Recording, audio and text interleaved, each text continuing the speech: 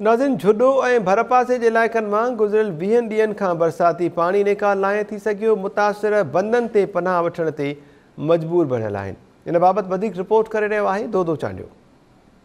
जी, हिन वक़्तु आऊं झुॾो शहर में आहियां।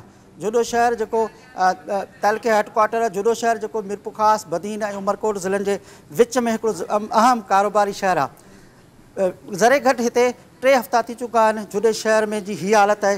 ही मेन बाज़ार आहे, हिकिड़ी शहर जी हिकिड़ी बाज़ार आहे। खोड़ बाज़ारनि जी ख़राबु सूरत हाल आहे।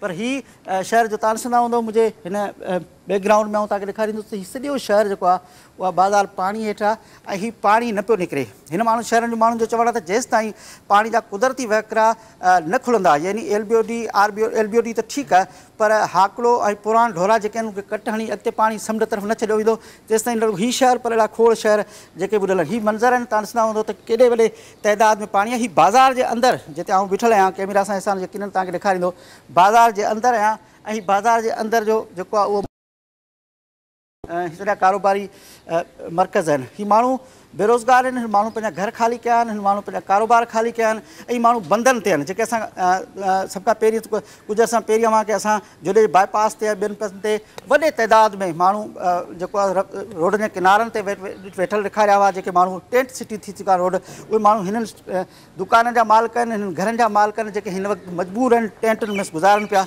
हीउ मंज़र आहे झुॾे शहर जो। ऐं हीअ जेका सूरत हाल आहे, तव्हां ॾिसो था पिया त हिन शहर जा माण्हू कीअं निकिरंदा। हिन शहर जे अंदरि आउं तव्हांखे ॾेखारींदुसि त ॿेड़ियूं हलनि थियूं। हीउ बिल्कुलु हिन पासे कैमरा सां तव्हांखे थोरो हिकिड़ो मंज़र ॾेखारींदासीं त जिन शहरनि जे अंदरि ॿेड़ियूं हलंदियूं हुजनि, उन शहरनि जी छा सूरत हाल हूंदी, उन्हनि शहरनि जे अंदरि कहिड़ा मंज़र हूंदा, उन शहर जा माण्हू जेके आहिनि उहे पंहिंजी ज़ाती ज़िंदगी कीअं गुज़ारींदा हूंदा। को MNA, को MPA पाकिस्तान पार्टी जो हुजे, कहिड़ी पार्टी जो हुजे, को बि माण्हू हिन वक़्तु हिते हिन माण्हू जी मालिकी करण लाइ कोन पहुतल आहे। इंतिहाई मुश्किल हालतुनि में जेके आहिनि उहे माण्हू हिन वक़्तु हिते ज़िंदगी गुज़ारनि पिया। हीउ झुॾो शहर आहे। हीउ झुॾो शहर तहलके हेडक्वार्टर 3 ज़िलनि जे विच में हिकिड़ो मर्कज़ी अहम कारोबारी शहर पाणी जी लपेट में आहे।